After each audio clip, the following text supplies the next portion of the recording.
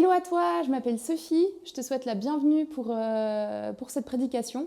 Et vraiment profite à fond et puis vraiment ouvre aussi ton cœur à ce qui pourrait te parler et ce qui pourrait te toucher pendant cette prédication.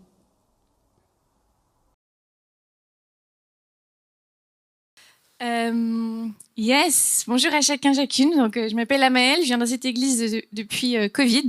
Donc, je suis très heureuse d'être ici. J'entends du réseau, non? Il y a un peu d'écho, non? C'est que moi? C'est peut-être les retours. On est aujourd'hui dans un thème hors série. Donc, pour ceux qui fréquentent pas forcément notre église, on a en général des séries qui durent 4, 5 dimanches. Et puis, des fois, on a des dimanches hors série. Et c'est le cas aujourd'hui. Donc voilà. J'avais un thème libre.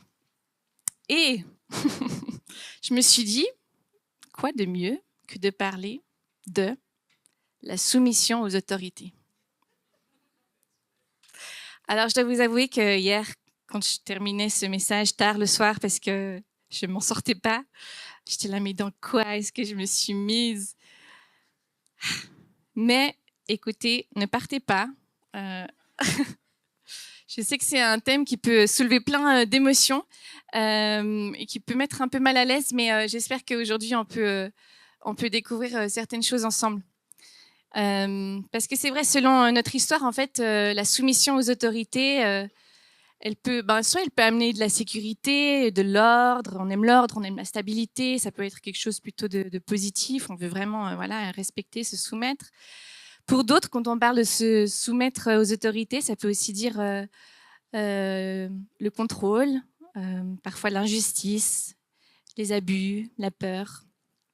Souvent, nos réactions face aux autorités, et là je parle des autorités qui sont terrestres, elles sont marquées par ce qu'on a vécu dans notre vie, dans notre enfance, par les différentes blessures qu'il y a pu aussi avoir dans nos cœurs liées à notre relation aux autorités. Et donc c'est pas un sujet facile. Comme je disais, ce matin, je vais parler des autorités terrestres. Et puis, quand je parle d'autorité, en fait, parce qu'il faut un petit peu le définir quand même, on peut penser à plusieurs sphères d'autorité dans notre vie. On peut penser bien sûr aux autorités civiles, au gouvernement, à la loi. On peut penser au travail, qui est aussi une sorte d'autorité sur nous. On peut penser bien sûr à la famille, aux parents. Et puis, on peut aussi penser à l'Église. Donc ça, c'est un petit peu les sphères autour desquelles on va discuter. Et je crois, en fait, quand on parle de notre rapport aux autorités, il y a deux écueils dans lesquels on peut tomber dans notre rapport aux autorités. Bon, petit disclaimer, ça va peut-être piquer un peu ce matin, ok? Mais restez là, ça va aller, ok? Saint-Esprit, tu guéris nos cœurs. D'un côté, on peut tomber dans l'écueil de la rébellion. De l'autre côté, on peut tomber dans l'écueil de la soumission aveugle. Donc, je vais vous expliquer après un peu ce que j'entends par là. Mais mon cœur ce matin, c'est qu'on puisse maturer ensemble pour avoir une soumission qui est saine aux autorités. C'est qu'on ne soit ni dans cet écueil de la rébellion, ni dans celle de la soumission aveugle, mais qu'on puisse se soumettre aux autorités d'une manière bonne, d'une manière saine. Et je pense que dans nos vies, dans nos cœurs, en fonction aussi de ces différentes sphères, on n'est pas forcément que d'un côté ou que de l'autre. Je pense que dans certains endroits, on a un peu de rébellion, et puis dans d'autres, on a plutôt une soumission aveugle, on dit oui à tout. Puis dans d'autres, on a plutôt un rapport sain aux autorités, une soumission saine. Donc, on n'est pas forcément dans une catégorie ou dans l'autre. Mais voilà un petit peu ce que j'entends par rébellion. À quoi peut ressembler la rébellion? Bon, la rébellion, moi j'ai été personnellement dans la rébellion longtemps, et puis il y a encore des endroits de ma vie qui sont dans la rébellion. Donc, c'est un message si jamais où je me sens pleinement concernée, d'accord? En fait, dans la rébellion, on considère souvent que l'autorité, c'est plutôt une source de souffrance. c'est un danger, c'est une menace. Il faut se montrer méfiant à l'égard de la rébellion. Dans une attitude de rébellion, on va souvent accuser les autorités, on va faire des reproches aux autorités, on va voir ce qu'elles font mal, ce qu'elles font faux. On va se mettre constamment en fait en porte-à-faux par rapport aux autorités et se mettre dans le camp comme opposé aux autorités. Dans un esprit de rébellion, on va avoir du mal à accepter des conseils, des feedbacks. On va peut-être vouloir avoir raison à tout prix. On va refuser la correction. Et puis, on peut aussi chercher à entraîner d'autres personnes avec nous dans cette rébellion contre les responsables, contre les personnes d'autorité. On va vouloir rejeter toute structure qui est d'autorité, de gouvernement. Et on peut aussi vouloir rejeter toute forme de redevabilité quelconque. Et en fait, ce qui se passe souvent dans la motivation profonde d'un cœur qui est en rébellion, c'est une motivation qui est sûrement belle, qui est souvent un désir de justice, de vouloir aussi dénoncer les injustices, de se protéger, d'être vigilant, de nous protéger contre toute forme d'abus. Et ça, c'est souvent ce qui se passe et qui se manifeste du coup comme une vigilance envers les autorités. De l'autre côté, on a la soumission aveugle. Et là, bon, vous connaissez sûrement aussi des gens, ou peut-être c'est vous-même, qui on dit oui à tout. On dit oui à tout ce que l'autorité demande, on ne remet pas en question, on suit tous les ordres qui nous sont donnés, même des ordres qui peuvent sembler injustes. On ne va jamais remettre en question une autorité, on fait taire sa conscience, on va faire taire ses valeurs pour obéir. Et puis, dans l'Église, à quoi ça peut ressembler une soumission aveugle ? Ça peut ressembler à quelqu'un qui croit qu'un leader spirituel ne va jamais se tromper. Ça peut ressembler à obéir à des consignes sans vraiment les mettre à la lumière de nos convictions personnelles ou de la Bible simplement. Ça peut être aussi de considérer que toute forme de désaccord, c'est une forme de rébellion, et puis de pointer du doigt aussi les personnes qui sont en désaccord comme étant des personnes qui sont rebelles. Ça peut aussi laisser un responsable en fait décider de tous les aspects de notre vie, dicter comment on doit prendre nos décisions. Ça peut aussi, malheureusement, dans certains cas, être une minimisation des abus ou de ce qui peut être faux dans une œuvre parce qu'on veut protéger l'œuvre, on veut honorer, en guillemets, l'autorité. Il ne faut pas toucher au oint de Dieu. Je ne sais pas si vous avez déjà entendu cette phrase. Mais ça, c'est un peu de l'autre côté du spectre. C'est cette soumission aveugle. Je crois... Bon, ce matin, je vous parle honnêtement, ouvertement, ok ? D'accord ?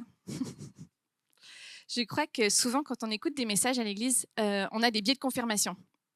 Ça veut dire quoi ? Ça veut dire qu'on va écouter ce qui confirme ce qu'on croit déjà. Et on ne va pas forcément prêter trop d'attention au reste, quoi. Donc, on doit apprendre en fait à écouter des messages. Parce que peut-être pour certains d'entre vous ce matin, vous n'allez pas du tout avoir besoin que je vous parle de l'importance de l'autorité. Par contre, peut-être plus des limites en fait qu'il y a aussi à ces autorités.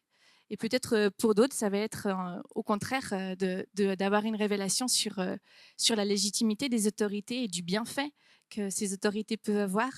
Donc j'aimerais vous encourager ce matin à faire attention peut-être à ces biais de confirmation. Et je prétends pas ce matin arriver avec des réponses toutes faites, d'accord ? Alors, venez avec moi dans une réflexion par rapport à cette soumission aux autorités. J'aimerais plutôt vous proposer des sources de réflexion. Pourquoi ? Parce que en tant que chrétien, en tant qu'Église, on est appelé à devenir des gens mûrs, des gens matures, qui sachons discerner, qui sachons aussi prendre des décisions pour nous-mêmes, qui sachons réfléchir, aller de l'avant. Et donc là, vraiment ce matin, je mets toute la responsabilité en fait sur vous pour savoir comment naviguer cet aspect de la soumission aux autorités.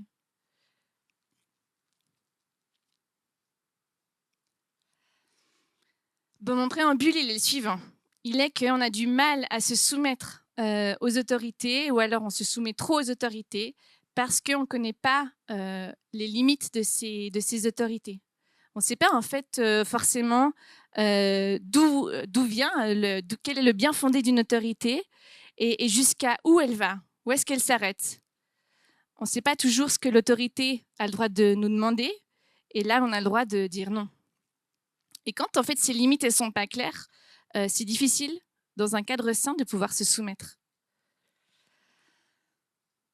Donc on va un petit peu regarder à ces limites de la soumission aux autorités, ou plutôt à la source de la soumission aux autorités, pourquoi c'est important, et puis jusqu'à où va la soumission. Ça vous va? Ok, ma première partie, c'est « Il n'y a point d'autorité qui ne vienne de Dieu ». Et là, je vous invite, on va lire ensemble Romains 13. Peut-être que vous aviez déjà ce passage en tête quand j'ai fait mon introduction, mais Romains 13 qui parle du respect aux autorités. Je vous lis, c'est Paul donc, qui écrit aux Romains. Je vais peut-être lire là parce que c'est la même version du coup. « Que chacun se soumette aux autorités qui nous gouvernent, car toute autorité vient de Dieu, et celles qui existent ont été établies par Dieu. C'est pourquoi celui qui s'oppose à l'autorité résiste à l'ordre que Dieu a établi, et ceux qui résistent attireront une condamnation sur eux-mêmes. En effet, on n'a pas à craindre les magistrats quand on fait le bien, mais quand on fait le mal. Veux-tu ne pas avoir à craindre l'autorité? Fais le bien et tu auras son approbation. Car le magistrat est serviteur de Dieu pour ton bien. Mais si tu fais le mal, sois dans la crainte. En effet, ce n'est pas pour rien qu'il porte l'épée, puisqu'il est serviteur de Dieu pour manifester sa colère en punissant celui qui fait le mal. Il est donc nécessaire de se soumettre aux autorités, non seulement à cause de cette colère, mais encore par motif de conscience. C'est aussi pour cela que vous payez des impôts, car les magistrats sont des serviteurs de Dieu qui s'appliquent entièrement à cette fonction. Rendez à chacun ce qui lui est dû, l'impôt à qui vous devez l'impôt, la taxe à qui vous devez la taxe, le respect à qui vous devez le respect, l'honneur à qui vous devez l'honneur. »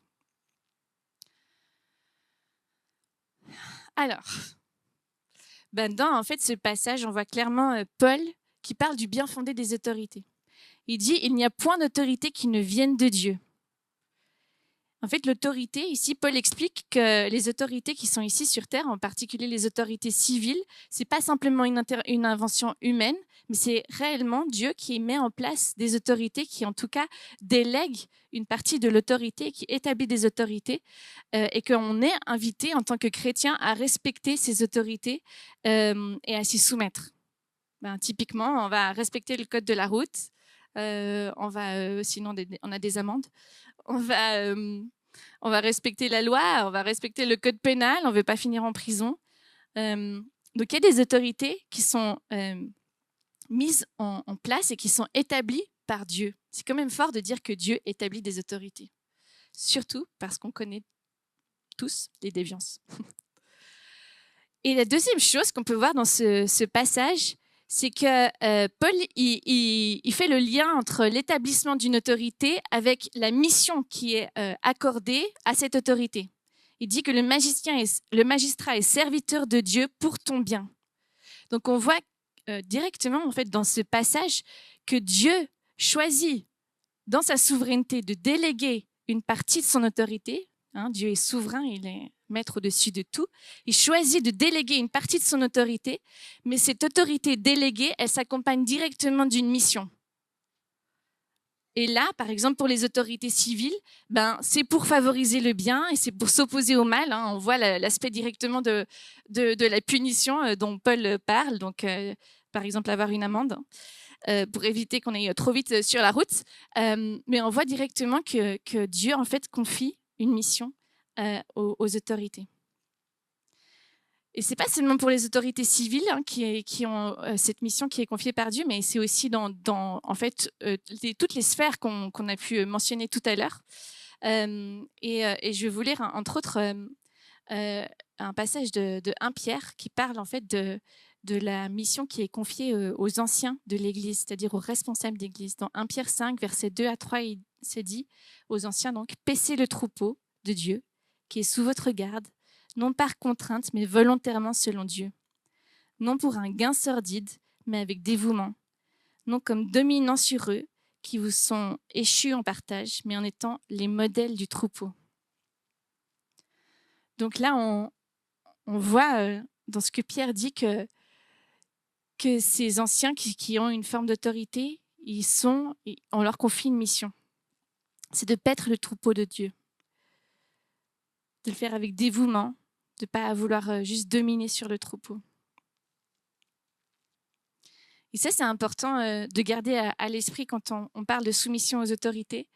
C'est de se demander, mais en fait, quelle est la mission qui a été confiée aux autorités? Ok, vous êtes avec moi? Pas ouf.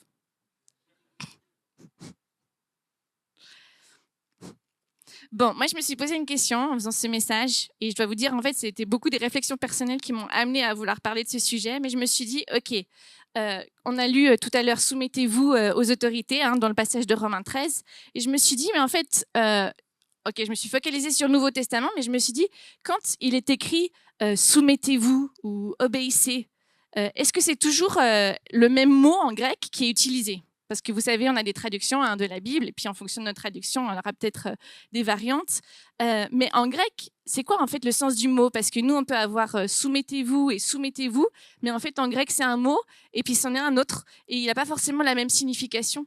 Donc je me suis demandé, est-ce qu'il y a des différences de signification, ou est-ce que c'est toujours une soumission avec la même signification? Et j'ai découvert en fait que dans le Nouveau Testament en grec, il y a 4 à 5 mots principaux qui sont qui sont utilisés pour exprimer la soumission et l'obéissance. Et on va pas tous les explorer, et on va pas non plus faire un cours de grec parce que c'est pas non plus du tout. Je suis pas une gréquiste, je sais pas comment on dit. Donc vous inquiétez pas, mais on va s'intéresser à ces mots, ok? Hypakuo, hypotasso, je sais même pas comment ça se dit, peito, hypeko. Est-ce que quelqu'un parle grec ici? Non. Bon, bah tant pis. Tant mieux pour moi. On va s'intéresser à ces mots et on va les lire dans leur passage parce que je trouve que c'est important de les lire dans le contexte et pas juste de vous citer tous les versets où hypakuo est utilisé et puis où hypotasso est utilisé, mais on va lire dans leur contexte. Et de nouveau, je ne peux pas être exhaustive, c'est hyper intéressant comme étude. Si ça vous intéresse, allez regarder dans les textes bibliques quelles sont les différences en fait, de termes qui sont utilisés dans certains passages. Deuxième disclaimer, et celui-là il est important, c'est ChatGPT qui m'a dit fais attention. Je lui ai dit ok, relis mes notes et fais-moi des feedbacks. Il m'a dit peut-être, parce que je vais vous citer un verset tout à l'heure qui parle de femmes, soumettez-vous à votre mari. Il m'a dit peut-être que tu ne devrais pas dire ça parce que ça soulève trop de questionnements. Mais j'aimerais dire deux choses, parce qu'il y a un autre passage qui parle aussi des serviteurs ou des esclaves qui sont invités à se soumettre à leur maître. Et si vous êtes un peu familier avec la Bible, alors vous avez déjà lu en fait ces passages, ces versets, n'est-ce pas? Si vous n'avez pas lu, ça se trouve dans la Bible et il faut pouvoir les comprendre. En fait, ces deux sujets, la soumission de la femme au mari et la soumission des esclaves ou des maîtres, des serviteurs aux maîtres, c'est des énormes sujets. Ça vaudrait vraiment la peine de s'y intéresser. Pour bien comprendre ces sujets, on ne peut pas juste nommer un passage, lire un passage, passer à autre chose. Pour bien le comprendre, il faudrait étudier le contexte historique dans lequel Paul parle, par exemple. Et puis surtout s'intéresser à la grande histoire qu'est la Bible, ok? Parce qu'on peut lire un verset sorti de son contexte historique et puis le prendre comme ça individuellement et en faire dire des tas de bobards, d'accord? Mais si on s'intéresse à la grande histoire qui est la Bible, alors les choses ont beaucoup plus de sens et profondément. Donc moi je fais confiance à votre maturité donc pour entendre ce que je vais lire ce matin, mais profondément je crois que d'une part, Jésus était un féministe, au sens... Il y a des désaccords, j'ai vu des non. Non, mais je crois que Jésus s'est levé pour la cause des femmes. Dans tout son ministère, on le voit. Il s'est levé pour la cause des femmes, il s'est battu pour les femmes. Je crois que le message de l'Évangile est profondément abolitionniste. D'accord ? Et aussi que Dieu ne cautionne aucunement l'esclavage moderne en aucun cas, d'accord ? Au contraire. Mais on a quand même des versets, voilà, qu'on va lire ensemble. Donc le premier mot, c'est hypakuo. Et hypakuo, ça veut dire obéir à un ordre, et c'est vraiment une obéissance directe. En fait, ce mot hypakuo, je ne sais pas si vous vous rappelez de l'histoire du centurion romain qui dit j'ai des gens sous mes ordres et puis ils obéissent. En fait, c'est ce mot qui est utilisé. C'est vraiment je te donne un ordre, tu obéis directement à mon ordre. C'est aussi le même mot qui est utilisé quand c'est dit que la mer et le vent obéissent à Jésus quand il calme la mer et le vent. Je ne sais pas si vous avez cette histoire en tête, mais c'est le même mot en fait. La mer et le vent obéissent à Jésus, ils obéissent à un ordre qui est donné directement. Donc ça, c'est le premier mot. Et il se trouve, entre autres, pour revenir à nos sphères d'autorité qui nous intéressent, il se trouve dans Éphésiens 6, versets 1 à 9, on va lire ensemble. C'est ce mot hypakuo qui est utilisé. Enfants, obéissez à vos parents dans le Seigneur, car cela est juste. Honore ton père et ta mère, c'est le premier commandement accompagné d'une promesse afin que tu sois heureux et que tu vives longtemps sur terre. Quant à vous, pères, n'irritez pas vos enfants, mais élevez-les en leur donnant une éducation ou des avertissements qui viennent du Seigneur. Esclaves, obéissez à vos maîtres terrestres avec crainte et profond respect, avec sincérité de cœur comme à Christ. Ne le faites pas seulement sous leurs yeux, comme le feraient des êtres désireux de plaire aux hommes, mais obéissez comme des serviteurs de Christ qui font de tout leur cœur la volonté de Dieu. Servez-les avec bonne volonté, comme si vous serviez le Seigneur et non des hommes, sachant que chacun, esclave et homme libre, recevra du Seigneur le bien qu'il aura lui-même fait. Quant à vous, maîtres, agissez de même envers eux et abstenez-vous de menaces, sachant que leur maître et le vôtre est dans le ciel et que devant lui, il n'y a pas de favoritisme. Donc le terme qui est utilisé ici, hypakuo, de cette obéissance directe, c'est pour un enfant qui obéit à l'ordre de ses parents, et je crois que tous les parents maintenant sont contents de se dire « Ok, Dieu, il est d'accord que je donne un ordre à mon enfant et qu'il obéisse directement sans négociation. » Et puis, il est aussi utilisé du coup dans le cadre de ces serviteurs qui sont appelés à obéir à leur maître.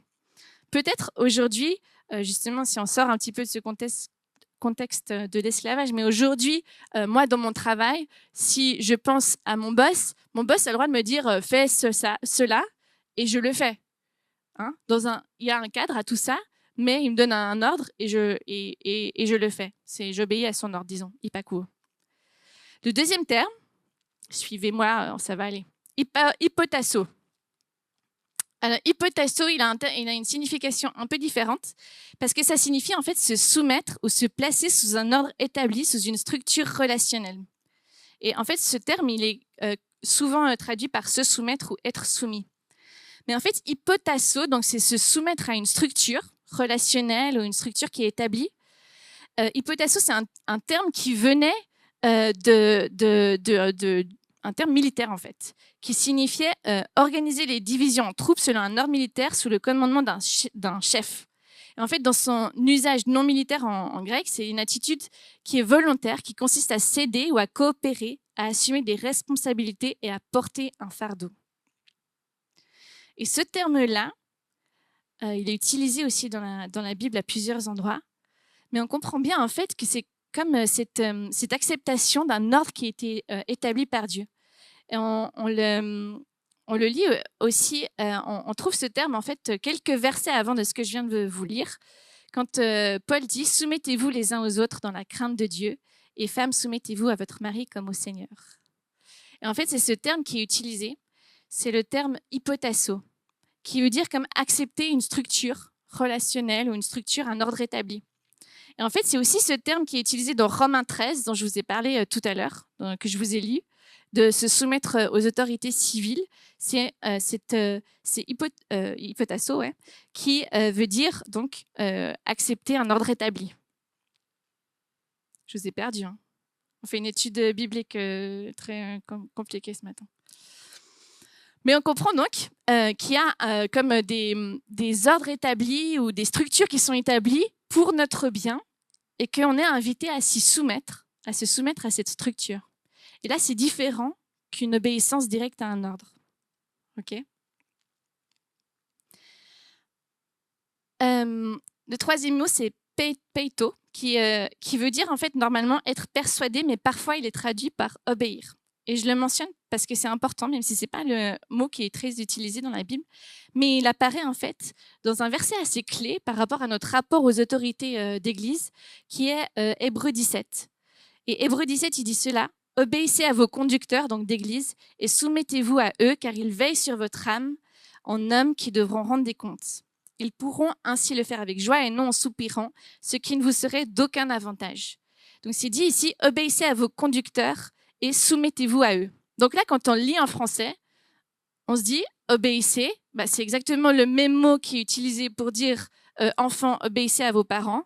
Donc on se dit, c'est pareil en fait, on me donne un ordre, mon conducteur d'église me donne un ordre et j'y obéis, comme un centurion, un soldat romain obéirait à son général. Et puis de nouveau, il y a le terme ici, soumettez-vous. Puis on peut se dire, ok, c'est un peu le même esprit du coup que la soumission dont Paul parle dans Romains aux autorités civiles. Mais en fait, les mots qui sont utilisés ici, c'est pas les mêmes, parce que je vous parlais donc de péto, qui veut dire être persuadé. Et quand Paul ici dit obéissez à vos conducteurs, en fait, c'est ce terme péto qui est traduit une fois comme obéissez. Mais il signifie être persuadé. Et le deuxième terme, soumettez-vous à eux, c'est le terme hypeko. C'est le dernier terme qu'on voit. Après, je vous ennuie plus avec ça. Mais c'est un terme qui signifie ne plus résister, mais céder, se résigner. Et en fait, il est traduit parfois par « ayez pour eux de la déférence » ou « soyez soumis ». Mais c'est cette signification de ne pas résister aux autorités. Donc ici, on a une signification quand même en grec qui est très différente des autres passages qu'on a vus et qui dit en fait, laissez-vous être persuadés par vos dirigeants, par vos conducteurs d'église et ne résistez pas à eux. Donc on voit que dans le Nouveau Testament, on parle d'une obéissance directe à des ordres, mais c'est dans des cadres qui sont très spécifiques. C'est en particulier pour les enfants envers leurs parents. Et ça, c'est important de le soulever. En ce qui concerne la soumission et l'obéissance aux autorités civiles, alors là, on parle plutôt d'une soumission à une structure, à un ordre établi, et puis d'accepter en fait ces structures comme étant bonnes, favorables pour nous, comme une femme qui se soumet à son mari parce que, en tout cas dans le contexte passé, elle se soumettait aussi à une structure qui était bonne pour elle, peut-être son mari qui pourvoit à ses besoins, etc. On voit aussi que, et là j'étais étonnée parce que, ok, moi je viens du monde, j'ai grandi dans l'église réformée, mais après j'ai passé beaucoup de temps dans le monde plutôt de l'église charismatique, disons. Et en fait, dans l'église charismatique, on parle beaucoup de la soumission aux autorités. Okay, on dit c'est important d'être soumis aux autorités, etc., d'obéir, machin. Et je me suis dit, ok, en fait, je suis allée regarder du coup où est-ce que ça dit qu'il faut être soumis directement à ces autorités spirituelles. Et en fait, c'est formulé comme ça seulement dans Hébreux 17. Donc, qu'on a vu tout à l'heure, qui est ce sens de se laisser persuader, en fait. Il n'y a pas un verset dans le Nouveau Testament, et là, de nouveau, je vous fais une étude de texte, mais il n'y a pas un verset qui dit « obéis à tes dirigeants d'église comme tu obéirais à tes parents », quoi. Okay. Donc, on voit en fait que voilà, les termes qui sont utilisés, les mots, ils nous donnent déjà certaines indications sur le fait que la soumission et l'obéissance, elle va dépendre d'un contexte, et puis elle va aussi être limitée. D'accord ? Tout en sachant qu'elle est voulue par Dieu. Et là, je m'adresse aux rebelles. Non, je rigole. Donc, Dieu demande une soumission et une obéissance aux autorités qui sont placées dans notre vie. Et en même temps, il ne demande pas une soumission qui est aveugle à la vie, à la mort. J'obéis à toute autorité sans me poser de questions. En tout cas, pour ce qui est des autorités civiles et religieuses.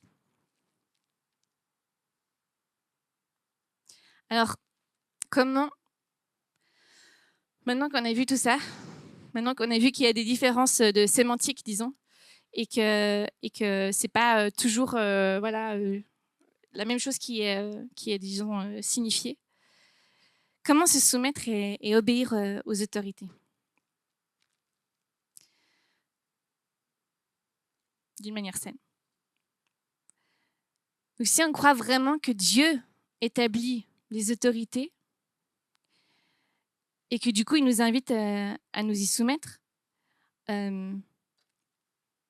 quoi ça ressemble d'y obéir et de se soumettre? Si je prends un exemple, en fait, on lit Romains 13, et là, on peut être en désaccord, ok? Mais on lit Romains 13, puis on se dit, ah ben ouais, Paul, il nous dit vraiment qu'on doit respecter et se soumettre aux autorités civiles, on doit faire ce qu'elles nous disent. Mais qu'en est-il pour les chrétiens de cette époque, mais pour nous aujourd'hui dans certains pays où les autorités civiles interdisent la prédication de l'évangile ou interdisent la distribution de Bibles? Je vous pose des questions ce matin, ok? Donc c'est des grands sujets, je ne prétends pas avoir toutes les réponses, mais j'aimerais qu'on puisse se poser des vraies questions. Qu'en est-il en fait? Est-ce que du coup on doit simplement obéir, ne pas prêcher l'évangile ou ne pas se réunir en église, ne pas distribuer des Bibles? Est-ce qu'on doit obéir à ces autorités, s'y soumettre? Il y a quelqu'un qui dit non, non. En fait, vous seriez étonnés, mais moi j'ai rencontré un pasteur. Je ne suis pas en accord avec ça, mais qui parlait à un missionnaire au Liban. Et oui, c'était au Liban. Non, en Jordanie, pardon. Et en fait, dans ce pays, il n'avait pas le droit de faire ce qu'il faisait en tant que missionnaire. Et donc, le pasteur lui a dit, du coup, je suis en désaccord avec tout ce que tu fais parce que ce n'est pas autorisé par le gouvernement jordanien. Et là, de nouveau, j'en appelle à votre discernement et à votre responsabilité et à votre vos choix de vie. Mais on peut remettre en question, disons, pas remettre en question ce passage, mais apporter des nuances. Parce que typiquement, les apôtres n'avaient pas le droit de prêcher l'évangile. Donc, ils faisaient quelque chose, ils n'obéissaient pas en fait aux autorités civiles. Et dans Actes des Apôtres 5, verset 29, il est dit « Il faut obéir à Dieu plutôt qu'aux hommes ». Et là, c'est vraiment dans le contexte où ils savent qu'ils n'ont pas le droit de prêcher l'évangile, mais ils le font quand même. Ils vont être persécutés, ils vont être mis en prison, ils vont être tués, etc. Et donc, il y a une désobéissance aux autorités civiles. Donc, comment se soumettre et obéir aux autorités? Mon premier point, c'est que l'autorité suprême, au-dessus de toutes les autres autorités, c'est Dieu. Et notre devoir en tant que chrétien premier, c'est de se soumettre à Dieu. Jacques 4, verset 7 dit « Soumettez-vous à Dieu ».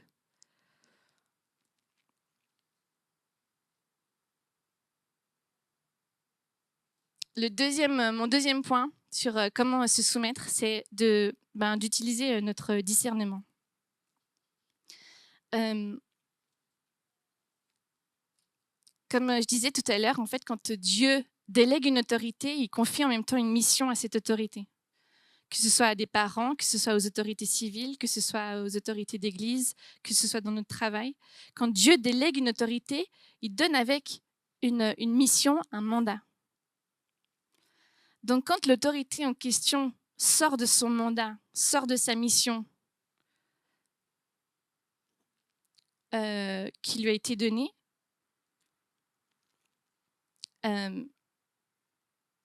est-ce qu'il faut encore, disons, obéir ou se soumettre à cette autorité? Et là, je n'appelle pas une révolte générale, d'accord?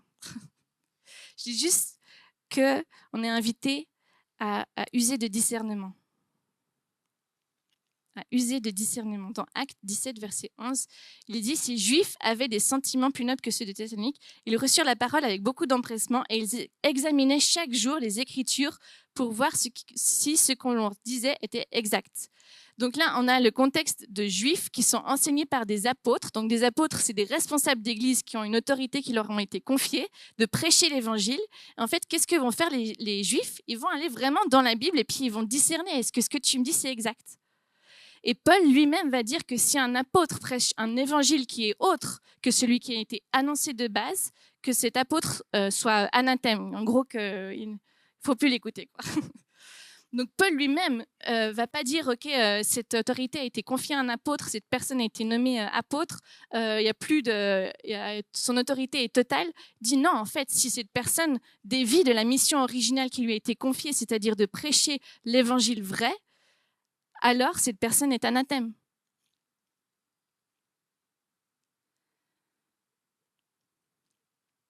Je pense que c'est la même chose en fait.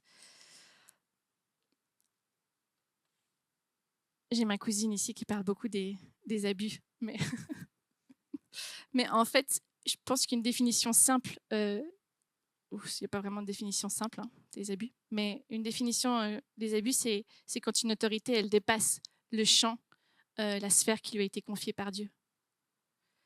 Une autorité civile qui dépasse aussi la sphère qui lui a été confiée de base, elle rentre directement dans un abus.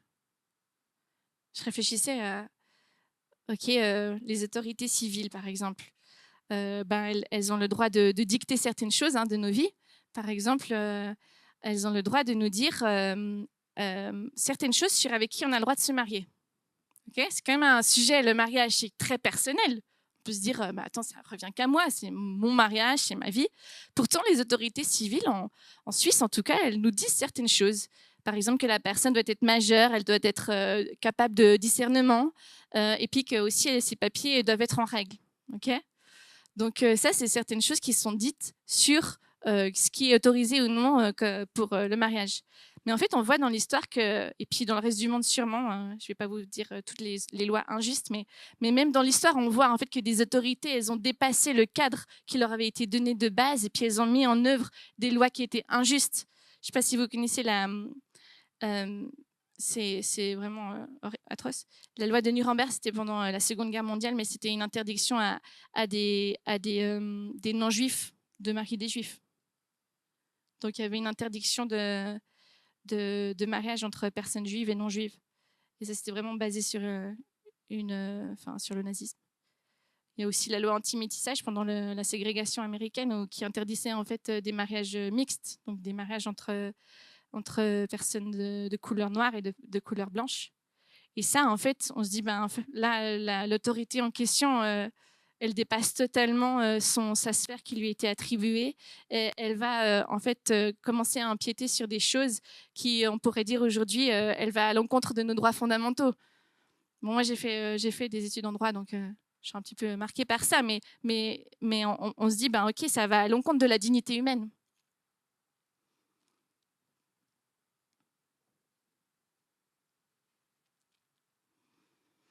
Donc, dans notre soumission aux autorités, des autorités qui sont bonnes, qui ont été établies par Dieu, il y a cette question de discernement. Et je crois que c'est tellement important qu'on soit des chrétiens matures. C'est tellement important qu'on puisse se poser les vraies questions.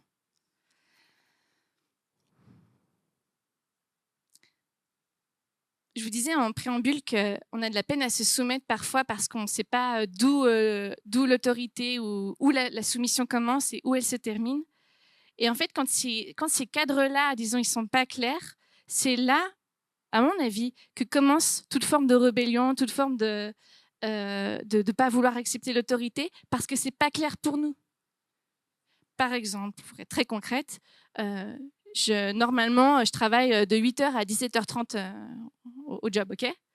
Mais il y a un soir, je n'ai pas fini mon dossier et puis mon boss, il me dit, il faut que tu restes jusqu'à 20h pour faire ce dossier parce qu'on doit le rendre ce soir, en fait. Il y a plusieurs questions qui se posent. C'est est-ce que mon boss il a le droit de me demander ça? Est-ce que c'est marqué dans mon contrat? Est-ce qu'en fait, il peut me demander de travailler, je sais pas, même jusqu'à 23h, 1h du matin? Puis après, il y a des questions plus personnelles qui se posent. Est-ce que j'ai des limites personnelles? Je vais juste lui dire non, quitte à être viré, etc. Mais ça, bon, voilà, c'est des questions qu'on peut se poser. Mais si c'est pas clair pour nous de dire oui, en effet, il est marqué dans mon contrat noir sur blanc, c'est dans mon cahier des charges que je dois délivrer des rapports à temps. Et puis je récupérerai mes heures supplémentaires. Si ça c'est pas clair, on va avoir de la peine à se dire ok, ce soir je fais un sacrifice, je voulais aller à mon cours de sport, mais à la place je vais finir ce dossier. Et puis c'est un exemple très personnel qui m'est arrivé. Mais je me suis dit, OK, si c'est pas clair pour moi, les limites de ce que mon boss a le droit de me demander ou pas, eh ben, je vais constamment être dans une attitude de rébellion ou de pas savoir vraiment à quoi je dis oui, à quoi je dis non.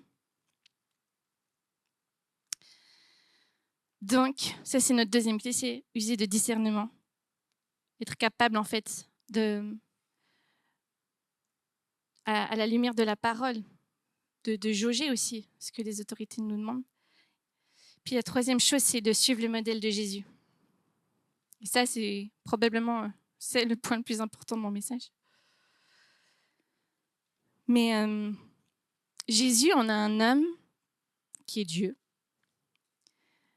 qui vient sur terre et en fait, il est dit que toute autorité lui a été confiée. Il avait toute autorité. Et il vient sur terre avec humilité. Et Jésus, pleinement âme, pleinement Dieu, est incarné d'abord dans un bébé et va décider de se soumettre à ses parents jusqu'à l'âge adulte. Donc, il accepte l'autorité de ses parents. Mais pensez-y, il est Dieu, donc en soi, il n'avait pas besoin de ses parents, d'une certaine manière. Il aurait pu trouver sûrement des moyens de vivre seul, indépendamment. Voilà. Mais il accepte tout de même de se soumettre à ses parents jusqu'à l'âge adulte. Il y a certains théologiens qui disent que Jésus il a commencé son ministère à 30 ans parce qu'en fait, il s'occupait du business de son père jusqu'à ce que, en fait, il n'ait plus besoin de s'occuper du business de son père ou que son père meure. Mais il y avait cet apprentissage. Il a fait un apprentissage de charpentier. Il s'est soumis, en fait, à son père, qui lui-même était charpentier, et c'était dans la tradition de transmettre son métier à son fils. Il s'est soumis à son père. Et en même temps, on voit dès son plus jeune âge que Jésus, il a une autre mission qui lui est confiée. Parce qu'à un moment donné, les parents de Jésus, ils le perdent après la fête de Pâques. Pendant 3 jours, ils le perdent. Et ils le retrouvent finalement dans le temple. Et il est en train de discuter avec les docteurs de la loi. Et il leur dit, mais en fait, je dois être chez mon père. J'ai une autre mission qui m'a été confiée. Et il va quand même décider de retourner avec ses parents, de suivre ses parents, de leur obéir. Jésus est un homme juif. Il respecte la loi juive. Il respecte les traditions. Et en même temps, Jésus, il va être d'accord d'outrepasser le Shabbat qui disait qu'il n'avait rien le droit de faire ce jour-là, le samedi donc, pour guérir les malades, pour faire l'œuvre de son Père.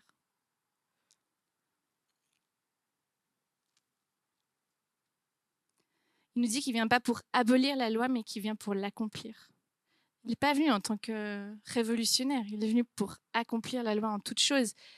Et de la manière dont c'était intended, que c'était le sens originel de cette loi en fait, qui avait été donnée aux Juifs. Il vient pour l'accomplir. On voit un Jésus qui va dire, quand on lui pose une question, rendez à César ce qui est à César. En gros, il dit à ses disciples, payez les impôts. Donc, soumettez-vous. Puis on voit aussi un Jésus qui, quand il est en désaccord avec les marchands dans le temple parce qu'ils font du business et que c'est pas un lieu pour le business, il va renverser les tables et puis il va se mettre en colère et puis là, il va en fait désobéir à l'ordre établi parce qu'il n'a pas le droit d'aller renverser des tables. Parce que sa mission première, c'est d'obéir à Dieu. Il va dire, le zèle de ta maison me consume.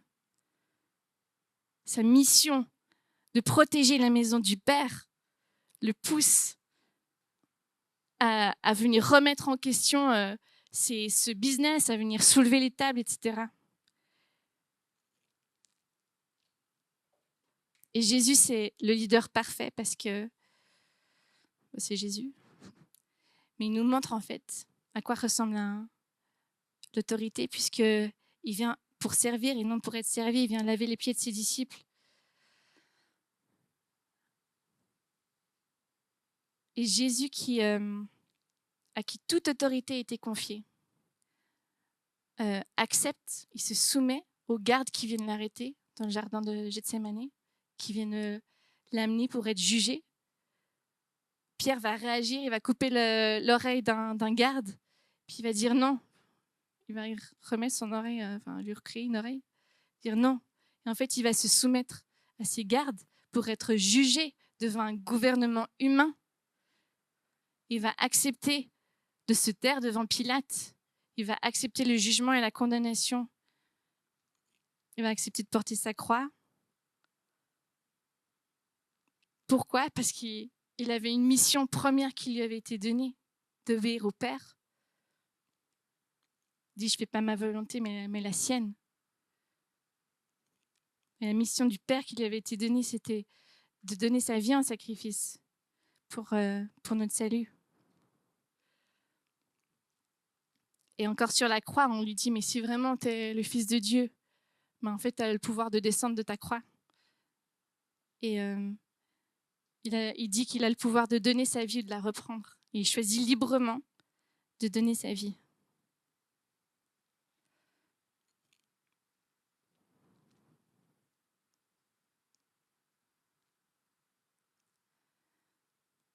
Alors Jésus, c'était pas quelqu'un qui disait oui à tout, qui se soumettait à tout ce qu'on lui disait, qui ne remettait rien en question, qui avait peur de froisser les docteurs de la loi ou comment ils s'appellent ? Les pharisiens. Il n'avait pas peur de froisser les gens, il n'avait pas peur de dire quand il était en désaccord. Mais Jésus n'était pas non plus un révolutionnaire ou un rebelle. Jésus a choisi de vivre sa vie en soumission du début jusqu'à la fin. Il s'est soumis premièrement au Père et à la mission que le Père lui a confiée. Et il a aussi choisi de se soumettre à des autorités humaines, en fait. Il s'est soumis à ses parents, il s'est soumis aux autorités civiles. Il a dit oui, payez vos impôts.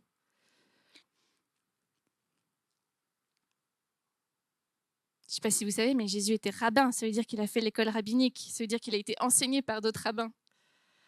Donc, il a accepté d'être enseigné.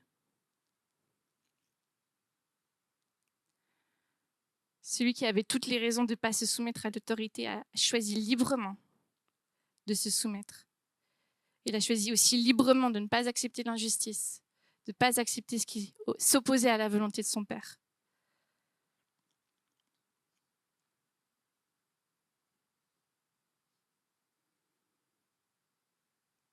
Jésus n'était pas une petite chose.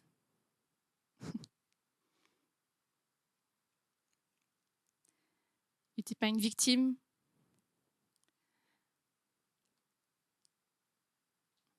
Et il n'était pas non plus à rejeter tout ce qui a été établi par les êtres humains.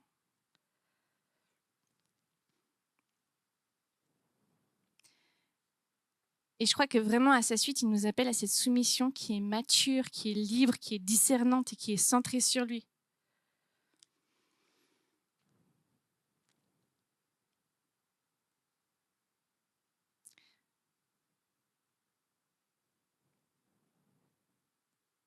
Je parle de tout ça parce qu'en fait, là, on fait l'église, on vit ensemble et c'est un thème tellement important. Je ne sais pas vous, mais moi, je n'ai jamais vraiment entendu de message sur ce que ça veut dire concrètement la soumission. Alors ce matin, j'ai tenté. Vous me pardonnerez et puis vous ferez vos plaintes auprès de Jonas. Mais c'est tellement important de savoir, en fait, qu'est-ce que ça veut dire une autorité dans ma vie ? Quelles sont les autorités dans ma vie ? De savoir qu'est-ce qu'elles ont le droit de me demander, jusqu'à où. Et en fait, dans ce cadre, de pouvoir dire, je décide librement de me soumettre. Parfois en Dieu, qu'il a institué et établi des autorités pour mon bien.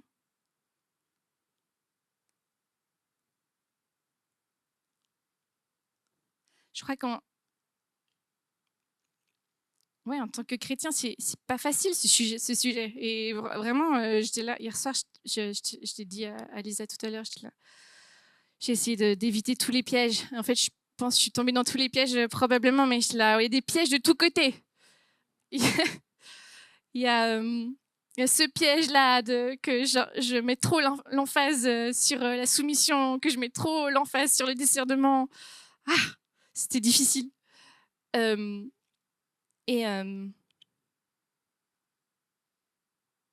en fait, je crois que réellement, le cœur de ce que je veux vous partager ce matin, c'est qu'on puisse grandir à la suite de Jésus, être des chrétiens matures, discernants, et des personnes qui sachons en fait quel est notre oui, quel est notre non.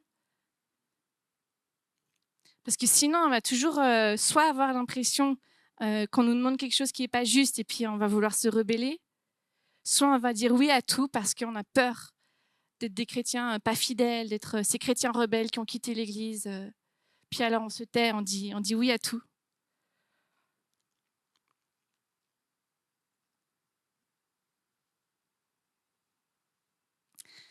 Alors je vous laisse avec quelques questions. Et puis si après vous voulez débattre avec moi, j'ai pas beaucoup de temps, je dois partir. Mais je vous laisse avec quelques questions et puis de nouveau, je crois que c'est vraiment une source de réflexion ce message et pas des réponses toutes faites.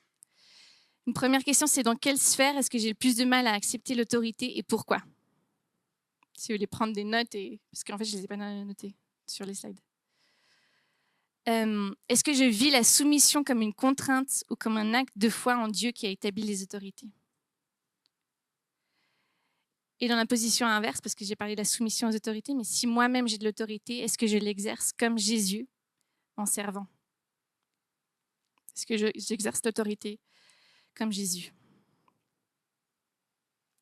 Je vais finir en priant.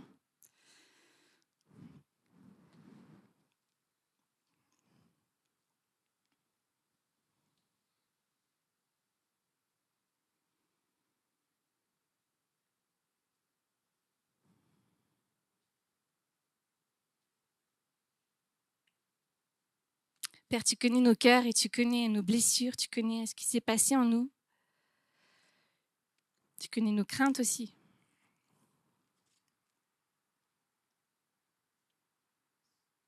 Et je demande premièrement que tu viennes nous guérir, que tu viennes guérir les blessures faites par les autorités.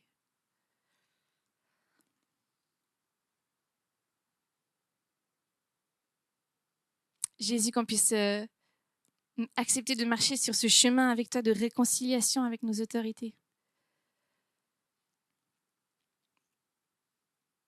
Tu nous emmènes vers des verts pâturages. Tu prends soin de nos cœurs. Tu nous amènes vers les eaux paisibles.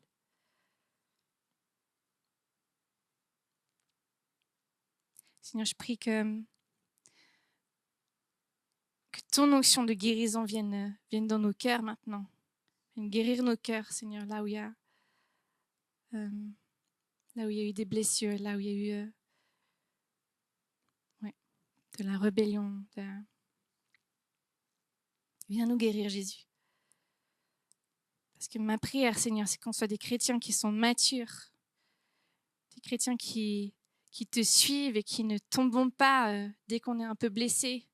Seigneur, fais de nous des chrétiens matures, des chrétiens fermes, des chrétiens stables, des chrétiens qui savent que notre oui soit oui et que notre non soit non.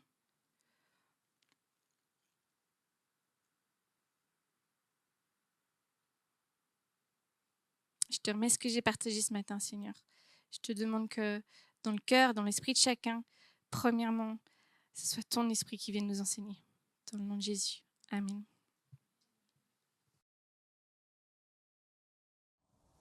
J'espère que tu as bien pu vivre ce moment de prédication. Et pour plus d'informations et pour nous suivre, suis-nous sur les réseaux sociaux ou sur le site internet eglise-home.com.